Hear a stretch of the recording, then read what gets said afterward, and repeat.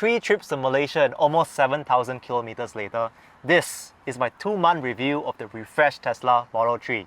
This is the rear-wheel drive version, and I got this in April 2024 for 190k, inclusive of 97k Cat B COE.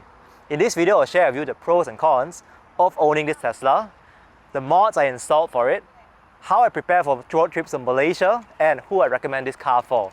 Click subscribe to stay updated to more videos on Tesla. Now, the first pro I'll call out is the ride comfort. Now, this is the refreshed version that Tesla just introduced late last year globally, and you can tell by the sleeker headlights, it's a slightly narrower profile and it looks really sharp. What matters more to the driver is the experience inside. I'm here in the driver's seat just to show you some of the pros of owning a Tesla that we can only experience when the car is in drive mode, not in the charger. So the first thing is, with no stalks, many people ask, how easy is it to get used to it? Where are the turn signals? The turn signals are over here like a mouse button. Left turn, right turn. It's like basically a blind spot monitor that comes up from one of the side cameras that comes up. Then how do I change my gear? With no stalks, up here. Up to drive, down to reverse. When you are in reverse, you can see the reverse cameras come up. And we go up to drive. Let me show you. Because the other big benefit is the ride comfort. With the ventilated seats in a hot sunny day like this, I'm able to turn on the cooling, which is a lot more comfortable for the front passenger and the front driver. We have ventilated seats in the front of a Tesla for the first time in Singapore.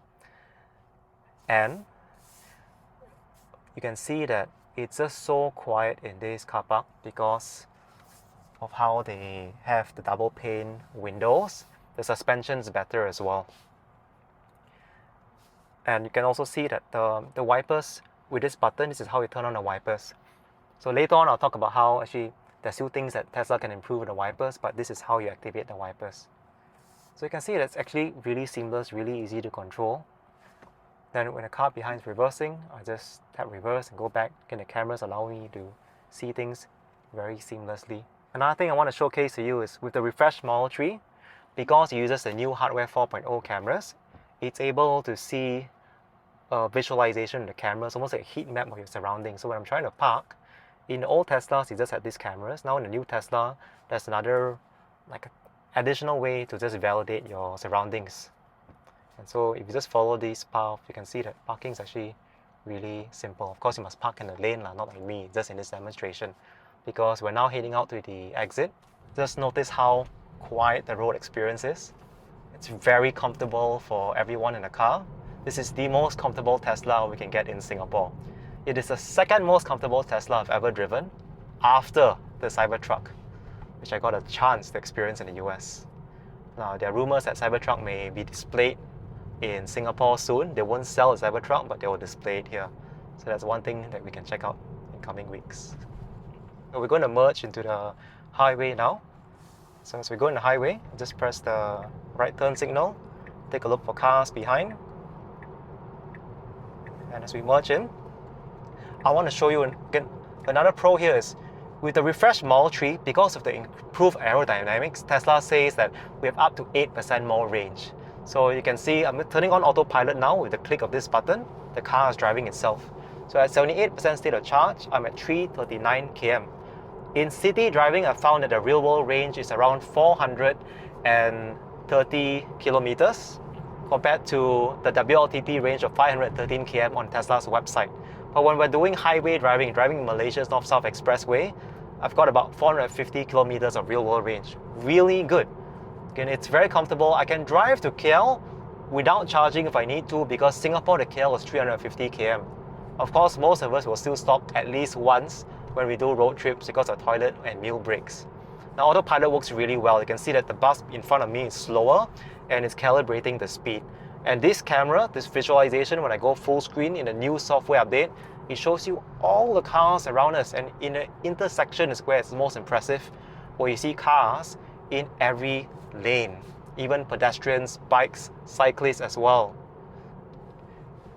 Now, the one limitation of autopilot is that in Singapore, when there's a lane split, I have to manually disengage because I think it's following the US lane exit. So it tries to go to the left lane. It works really well when cars are merging into our lane. When I want to exit, I have to turn off autopilot. The other small limitation about autopilot is when a motorbike comes in, it's a bit more jerky, but it's a lot smoother when it comes to cars. So this is really a short preview of just driving the refreshed Model 3 and my joy owning over the past 2 months. Now I'm going to go back to the car park and talk about the other pros and cons. See you back in the car park. There are 7 cameras around the car to keep you safe, which is very important when I talk about my road trips to Malaysia later and how these cameras come into play. Now inside here, the biggest, most practical difference that drivers will notice about the ride comfort and quality is the ventilated seats. So all these perforated seats, right now we can turn on heating and cooling. All of it is controlled by this 15-inch touchscreen in front. So over here you can see that I can turn on using auto, like cooled seats, 3 settings, maximum, medium, and low. I can even turn on heating as well, especially in very cold, rainy days at night. And I keep it to auto. So this is the most practical, biggest difference in comfort. The other things that many other drivers and passengers call out is it's quieter. So because of the double pane glass that you see in these front seats, they're now also in the rear glass as well, which is the first time that Tesla has this in the refreshed Model 3. You can see there's double pane. In the past, it used to be single glass only. And you also get smoother suspension. The suspension is more comfortable when you go over potholes, over humps.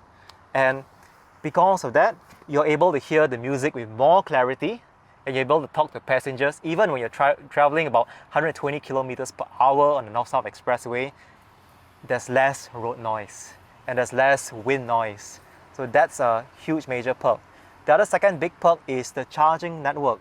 So with Teslas, it's easy to find other chargers. You go to navigate, you go to charging, you can find both fast and slow charging. Everything in red here are the supercharger network, which for now is still exclusive only to Tesla owners. You can see across Singapore, there's so many already. But what's new in recent months is as you pan out to Malaysia, you can also see that there are a fair number of chargers in Malaysia. So Tesla has expanded in Thailand, in Malaysia, which means that road trips are a lot more convenient. Even here in Singapore, in most of the car parks in East Coast Park, we already have third-party chargers like these CDG NG ones. So charging is a very easy experience. We used to have to plan our road trips. Right now, improv, you can find chargers easily. So that's another benefit. Now the third benefit that I want to talk about with the Tesla after owning this for 2 months is actually in the rear. So in the back here, I've not seen a car below 200k Sing dollars in Singapore that has a really good rear screen. Now what's good about this rear screen is during road trips, my daughter is able to watch YouTube or Netflix, and she's able to play video games in both Singapore and Malaysia. Because one of the perks of owning a Tesla is that the premium connectivity, that means that the 4G connection works in both Singapore and Malaysia. And Tesla has just iterated that the warranty for our Tesla cars works in both Singapore and Malaysia. So if anything happens to your car, we can go to the Tesla center in Cyberjaya. Now more and more of us are making road trips to Malaysia. I see many more Singapore cars across Malaysia as well. So this is one of the huge perks. Not every car brand offers warranty when you drive up north in the border to Malaysia. But these are the 3 pros of owning a Tesla Model 3. Now let's talk about some downsides. And the downside's got to go back outside the car. In our region, it rains a lot. And when it rains, we have to use the wipers. Now, Tesla's 2 auto wipers are sensed by the cameras around, the 7 cameras around the car. And unfortunately, the auto wipers don't always trigger, and so you got to manually trigger the wipers. And the wiper button down here. Over here. With this new Tesla, there are no more stock, so this button triggers the wiper button, and so you got to manually activate it. I hope that Tesla would further improve the auto wipers so that drivers can enjoy a seamless experience. Because this car does so much right. The autopilot works well. A lot of the smarts works well. The wipers, hopefully it gets better very soon. The glove box in the refreshed Model 3 unfortunately is smaller than the original Model 3. So let me open the glove box for you. So as you click over here, we turn on the glove box by pressing this button, and you can see that right now the glove box is quite narrow, quite thin. It feels like it's 50% smaller than the original Tesla Model 3. There's a USB in there to record our Sentry and dashcam footage. This glove box feels about 2 times smaller than the Model Y glove box, so that's one small downside to watch out for. Now that you heard the pros and cons of the Model 3, let me share with you some of the mods that I installed in this car, which are actually not much. I'm very minimalist. The first thing that a friend recommended to me is to install these leaf guards down here, because without a leaf guards, small leaves may go inside and it may obstruct the airflow. So this is a very simple $15 leaf guard. You can find them easily on Shopee, Lazada or Amazon, and it blocks the small leaves from going inside. The second mod that I have installed is the tints. So I've got the basic 3M tint that you can get from the Tesla service center. In front, it's 10% tint. In the back, it's 30% tint. There's no extra tint on the roof because the roof already rejects 99.9% of UV. The third mod that I got is here in my trunk. So I carry bikes and luggage inside, and one thing I noticed is that the original mat over here may leave marks if you put luggage or bikes inside. So there's a small mark here. So I got this mat from Tesla shop, and it's basically an all-weather mat. So it's easier to put my bikes. It doesn't damage the interior as much. And when you buy it from Tesla, it comes with this top mat, and there's also another one below in hidden storage down here as well. So these are the mods I have for my car. Very simple, very minimalist. Now I want to talk about how I prepare for KL trips. Now driving to Malaysia, like this extra storage helps a lot. I've got a lot of space here to keep bags, luggages, and because it's an EV, I've got the front trunk, the front space, which I can use in my Tesla app and just open. So this space here has been good for keeping food, my backpack, a laptop. A lot of people normally won't try to open the front, or they may not realize that Teslas have storage space up here. It's very handy, very useful. I'll keep a bit of cleaning supplies also. So that's one thing I do to prepare for road trips. The other thing, driving to Malaysia, is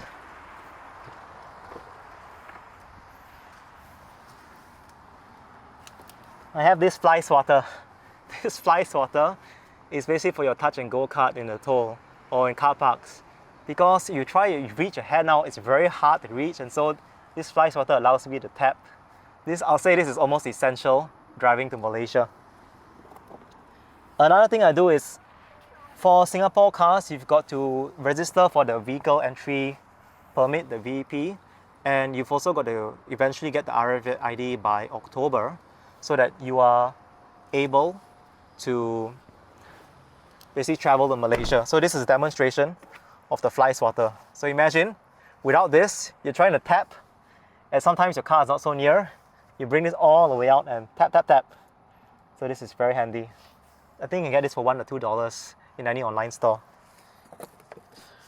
The third thing I do when I go to Malaysia is, over here in the app, I would go to security and I turn on pin to drive. What pin to drive does is basically your phone pin. When someone comes into your Tesla, they can't just drive it off. They need to enter your pin number, a 4 or 6 digit pin number.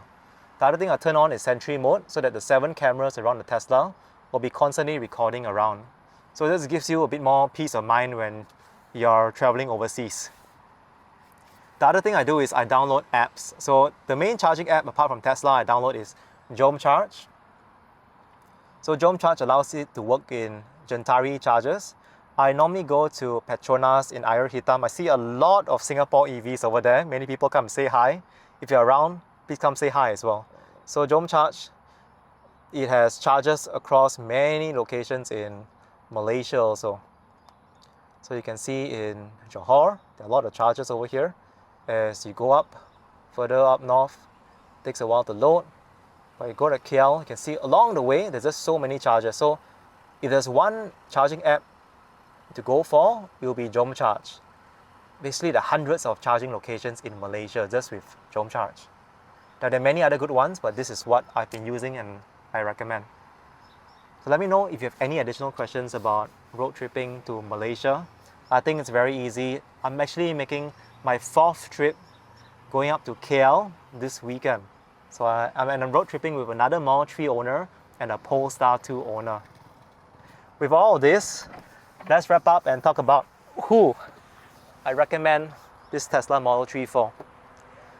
As we know in Singapore, the government is banning sales of pure new ICE cars by 2030. So it's a matter of when and not if that Singapore transitions to EVs. And as we transition to EV, a lot of you are asking, which EV should I get? Now, if you're looking for a good budget option, start with the BYD. BYD Atto 3 has pricing ranging from 149k onwards for Cat A cars. Now, if you want a best sedan, to me, the Tesla Model 3 is the best sedan you can get at 190k for the Cat B version, and Tesla just released the Cat A version. The only difference between the Cat B and Cat A version is the acceleration. Both have same range, 513 km WLTP range, but the acceleration goes from 6.1 seconds for the Cat B version to 8.2 seconds, which is more than enough for most people, especially if you're just driving in Singapore. Let me know what you think about your EV options. Many people would compare the BYD Seal, which is another popular option, when test driving the Model 3, and they want another option.